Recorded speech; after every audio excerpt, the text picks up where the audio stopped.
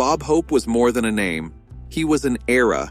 He made soldiers laugh in war zones, owned the Oscar stage 19 times, and convinced America that laughter could triumph over bombs and bullets. Yet behind the glory, a quiet decline awaited. Frail, forgetful, the punchlines that once hit like bullets now faltering on his tongue. From a poor immigrant boy in Cleveland, Leslie Towns Hope rose to become radio king, box office star, television icon, and confidant of presidents.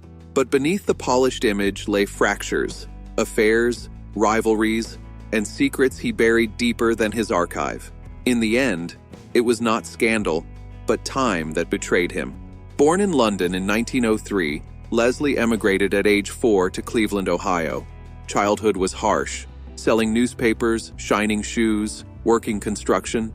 Yet he discovered the power of laughter, to lighten hardship and offer escape. At 10, he won a Charlie Chaplin impersonation contest, sensing for the first time that the stage could transform a poor boy into the center of attention. A severe accident in his teens left his face broken, forcing reconstructive surgery and shaping his hardened features. Boxing as Packy East gave way to dance and vaudeville, where he learned timing, resilience, and how to turn insecurity into stage energy. By the 1920s, he became Bob Hope. Sharp, fast, and touring small troupes, enduring boos, and surviving harsh audiences, he honed his craft. The turning point came in 1928 with George Burns and Gracie Allen, who urged him to trade dance for the microphone. Stand-up demanded mind over motion.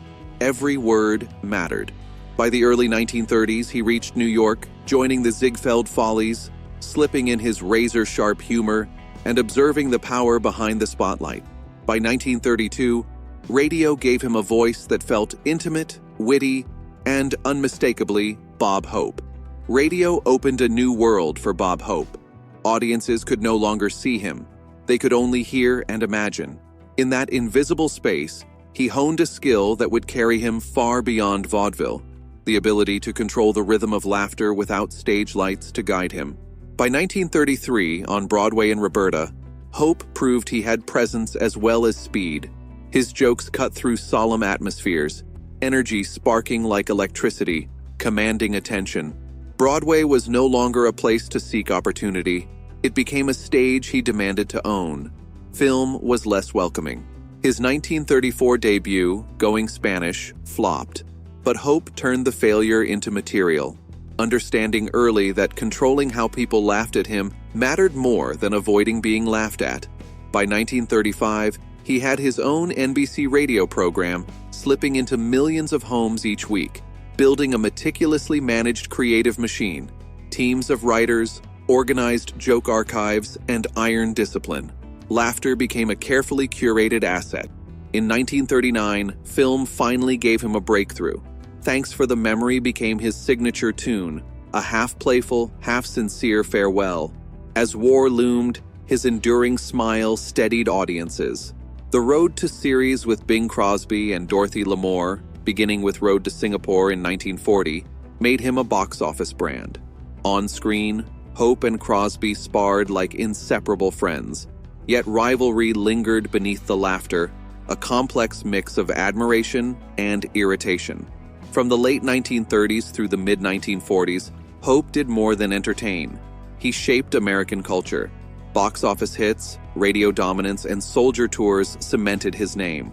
From 1941 to 1991, he carried out 57 USO tours, performing in war zones from Wubby-Wutfu to the Gulf War. Laughter became survival, and he imposed a strict rule: no one cried in front of soldiers. Yet moments like a comatose soldier recognizing him broke that rule, reminding Hope and us that behind every joke was humanity. Television became his next reinvention. From 1946 to 1977, he hosted or co-hosted the Academy Awards 19 times, transforming a formal ceremony into a nationwide entertainment event. Cue cards, writing teams, and precise timing kept him sharp. But by the 1970s, audiences noticed slower reflexes and punchlines arriving a beat late. Despite commercial heights in the 1950s and 1960s, Golden Globe nods, and a Special Achievement Award in 1958, a paradox persisted. Studios knew his name guaranteed revenue, yet he never received a competitive Academy Award nomination. Bob Hope never won a competitive Oscar, yet honorary awards and tributes celebrated a lifetime of laughter. By 1960, he had 2 stars on the Hollywood Walk of Fame, proving his impact across film and television. But each honor came with pressure. He was racing not just peers, but his own legend. Time caught up. A 1963 prop gun accident damaged his eye, stage lapses grew in the 1990s, and by 1998, mild dementia forced him into near seclusion. Even so, he continued receiving accolades. The Kennedy Center in 1983, AFI Life Achievement in 1990, Honorary Knighthood in 1993, and the Bob Hope Patriot Award in 2000. Behind the smile, ambition defined Bob Hope. Dolores raised their 4 children while he toured endlessly, quietly managing his affairs. He retired in 1997, turned 100 in 2003, and passed 2 months later, leaving behind a life of laughter and discipline. When asked about burial, he whispered, "Surprise me."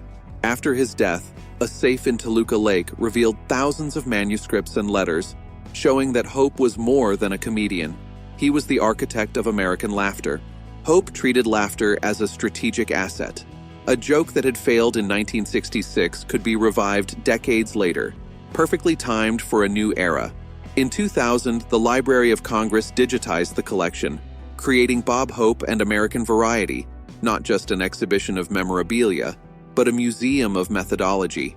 He transformed improvisation into a precise operating machine and understood the rhythm of his time better than anyone. His legacy also lives in the homes he built. The 1939 Toluca Lake Mansion, with gardens, an indoor pool, and a miniature golf course, became a Hollywood emblem. The 1979 Palm Springs Spaceship House declared ambition in the desert. Estates in the San Fernando Valley and Palm Desert reflected a man who had risen from poverty to wealth. Yet the greatest legacy wasn't money or property, it was the laughter he created. That laughter lives on in soldiers who heard him joke in war zones, in families gathered around radios, and in audiences across decades of Oscar nights. The Bob Hope Patriot Award, established by Congress, honored more than a performer, it honored a piece of national identity.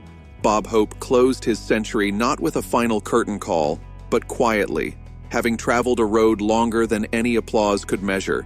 From an immigrant boy selling newspapers in Cleveland to a legend of entertainment and cultural power, he never abandoned the belief that laughter, even fleeting, could lighten the weight of an era. His legacy is not just routines or awards, but a habit, searching for light in dark days. His name lives not as a fading star, but as a part of America's collective memory, a memory that knows how to smile. If you grew up with his films, if Thanks for the Memory made your throat tighten, or if a joke lifted you on a heavy day, share that moment. Bob Hope's laughter no longer lives on stage, it lives in us.